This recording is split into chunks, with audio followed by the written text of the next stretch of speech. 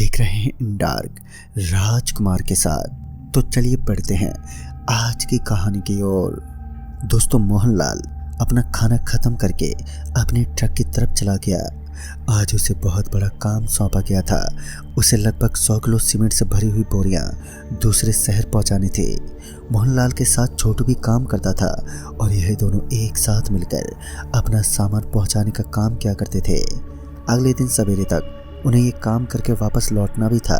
इतने तक छोटू भी अपना सारा काम निपटा के ट्रक पर आकर बैठ गया और करीब 11:30 बजे के आसपास वे लोग ट्रक से निकल पड़े। उस रात अंधेरे का ठिकाना नहीं था। रास्ते के दोनों तरफ विशालकाय पेड़ ऐसा प्रतीत करवा रहे थे जैसे उन्होंने अंधेरे की चादर ओढ़ ली हो। सर्द हवा अपने हर्षोल्लास में चल रही थी। रास्ता काफी बड़ा था और ऐसी बात थी कि रास्ते के बीच में कोई ढाबा भी नहीं पड़ता था, इसलिए मोहनलाल को थोड़ी अपने आराम की चिंता हो रही थी। वैसे तो मोहनलाल ने इससे भी बड़े बड़े काम समय पर कर दिए, पर इस बार ना जाने उसे थोड़ा संकोच जैसा लग रहा था कि ये काम हो पाएगा कि नहीं। थोड़ी दूर तक तो गाड़ी चलाने के बाद अचानक से छोटू जोर से चिल्लाया, साहब वो देखिए, रोड के बाजू में कोई हमसे लिफ्ट मांग रहा है। मोहनलाल काफी बार इस रोड पर आया था और उसे ये बात मालूम थी कि कई बार लिफ्ट मांगने के बहाने कुछ लोगों का समूह गाड़ी को रोककर लूट लेता है। ऐसी बातें मोहनलाल ने कई बार सुनी भी थी, इसलिए मोहनलाल छोटू की बातों को नजरअंदाज करके तेजी से उस लड़के के आगे से ट्रक को निकाल दिया। लिफ्ट मांगने वाला लड़का अंत तक ट्रक को देखता रहा।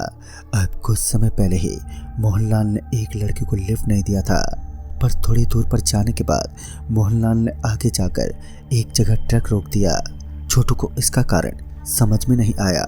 वो मोहनलाल से इसके बारे में पूछने ही वाला था कि तभी मोहनलाल ने कहा, तुम अपने यहाँ का दरवाज़ा खोलो और इसे बिठा लो। तभी छोटू ने दरवाज़ा खोला तो वही लड़का जो थोड़े समय पहले लिफ्ट मांग रहा था वही यहाँ पर खड़ा था। छोटू ने देखा कि यह तो वही लड़का है, बस इसने अपना कपड़ा बदल लिया है। पर यह संभव नहीं था क्योंकि वे लोग तो काफ़ी तेज़ी से ट्रक चलाते हुए आए थे और किसी सामान्य इंसान के लिए इतनी गति से आना संभव नहीं। इसलिए छोटू के मन में कई सवाल आ रहे थे। छोटू को इसका कारण समझ में नहीं आ रहा था, पर उसे ऐसा लग रहा था कि शायद इतनी रात होने के कारण उसका यह सब वहम हो। इसलिए छोटू इस बात को अपने मन में दबाए उस लड़के को अपने बाजू में बिठा लिया।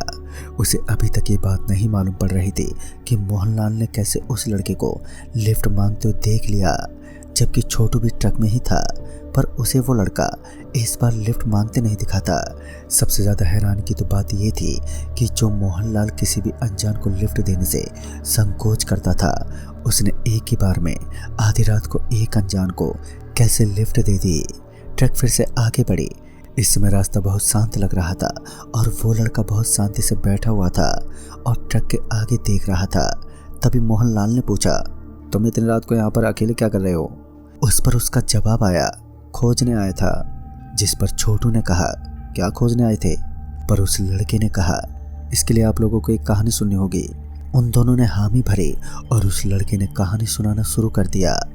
उसने बताया कि काफ़ी समय पहले वह भी ऐसे ही ट्रक पर सामान लादकर एक जगह से दूसरी जगह पहुंचाने का काम करता था। उसने काफ़ी बार 1 टन तक के सामानों को भी लादा था।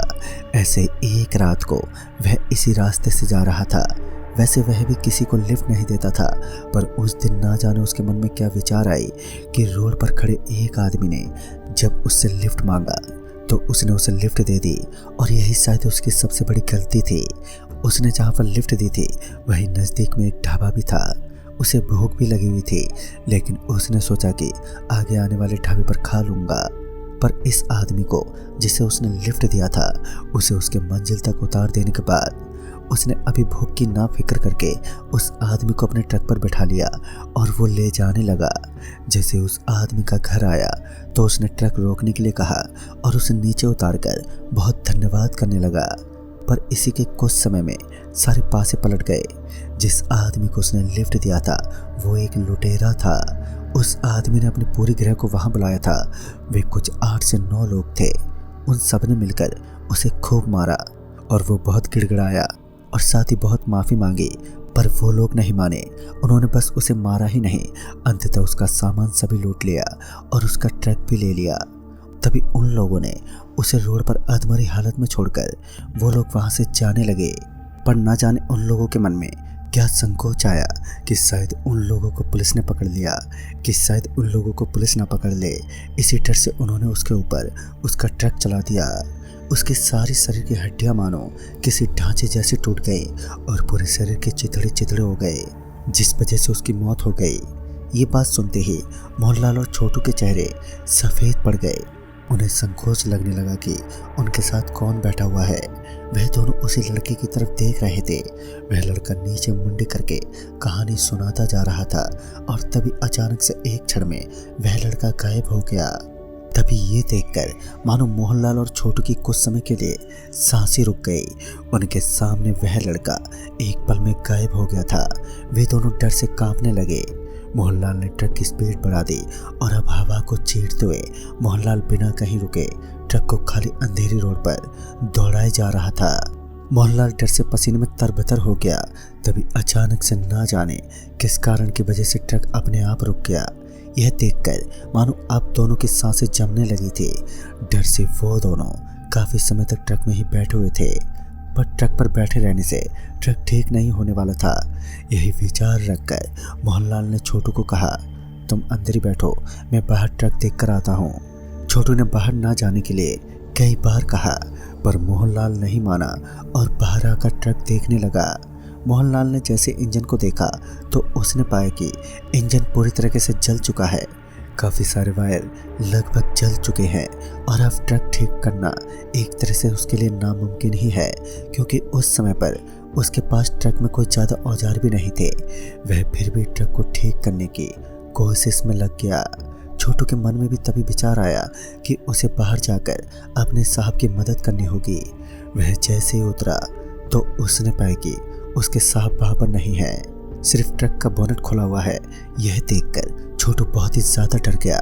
छोटू यहाँ वहाँ मोहनलाल को ढूंढने लगा, पर कहीं भी उसे मोहनलाल नहीं मिला। तभी रोड की तरफ पासी के जंगल से उसके साहब की जोर जोर से चिल्लाने की आवाज़ आने लगी। वह आवाज़ ऐसी थी जैसे कोई बहुत दर्द से करा रहा हो। छोटू बिना कुछ सोचे समझे जंगल की तरफ बढ़ने लगा। जंगल की पेड़ पत्तियाँ मानो विकराल रूप ले चुकी थी। छोटू के जंगल में आते ही जंगल में तेज हवाएं चलने लगी। बड़े बड़े पेड़ अपने पूरे बल से हिलने लगे थे। इससे छोटू थोड़ा घबरा गया। तभी थोड़े आगे छोटू को उसके साहब दिखे, जो एक हाथ में एक लकड़ी का डंडा लेकर उस जंगल में गिल्ली डंडा खेल रहे थे। वे अकेले ही किसी से बातें कर रहे थे। ऐसा संभव था कि उन पर अब पूरी तरह से उस प्रेत का साया आ गया था। छोटू को ये देखकर बहुत ही अजीब लग रहा था, क्योंकि उसके साहब हंसते हुए डंडे से खेल रहे थे। छोटू आवाज़ लगाकर उसके साहब को बुला रहा था, पर मोहनलाल मानो बेसुध होकर अपने खेल में पूरी तरह से लगा हुआ था। मोहनलाल को खुद के ऊपर अब वश नहीं था।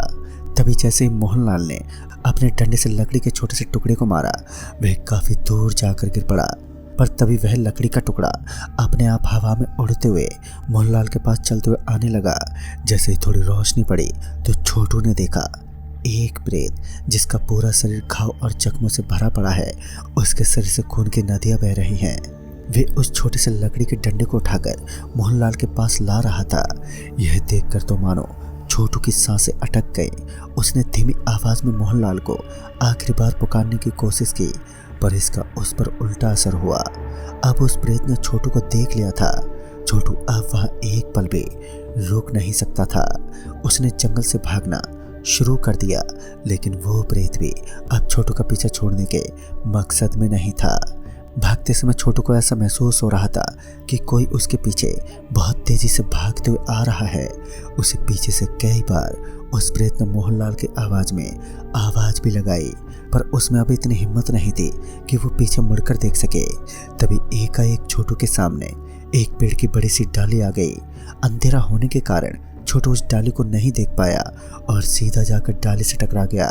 छोटू इतनी बुरी तरह से डाली से टकरा गया था कि उसके सर से अब बहुत ही खून निकलना शुरू हो गया था। छोटू किसी तरह अपने को संभालने की कोशिश कर रहा था कि तभी उस प्रेत ने उसका पैर पकड़ लिया। छोटू कुछ समझ पाता कि तब तक उस प्रेत ने छोटू को घसीटना शुरू कर दिया। वो प्रेत छोटू को घसीटकर ना जाने कहाँ लेकर जा रहा था। छोटू अपने को छुड़ाने की बहुत ही कोशिश कर रहा था, पर अब उसका बल उस प्रेत के सामने काम ही नहीं आ रहा था। तभी छोटू ने जोर जोर से भगवान का नाम लेना शुरू कर दिया, जिसे एक क्षण में उस प्रेत ने छोटू को छोड़ दिया। प्रेत से छोड़ते ही छोटू जंगल से बाहर निकलने के लिए भागने लगा। छोटू की हालत भागते भागते अब बहुत ही खराब हो गई थी।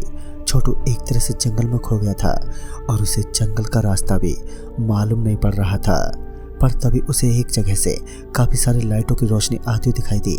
वहां पर एक ढाबा था। छोटू अब उसी दिशा में भागने लगा। वह भागते भागते उस ढाबे तक पहुंच गया।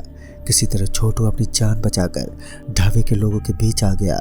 उसकी हालत देखकर सबने उससे इसका कारण पूछा, जिस पर उसने अपने साथ घटी पूरी कहानी उन लोगों को सुनाई। फिर इस पर एक आदमी ने बताया कि यह रोड काफ़ी शांत है और काफ़ी कम लोग यहाँ पर रहते हैं।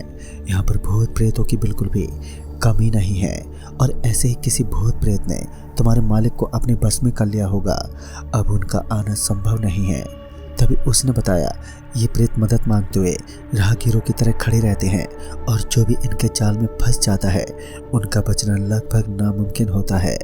दोस्तों, ये सुनकर छोटू बहुत हताश हो गया। अगले काफ़ी दिनों तक मोहनलाल को ढूंढा गया, पर किसी को पता ही नहीं चला कि मोहनलाल कहाँ गायब हो गया। तो दोस्तों, इस कहानी में बस इतना है। तब तक के लिए बाय एंड टेक केयर।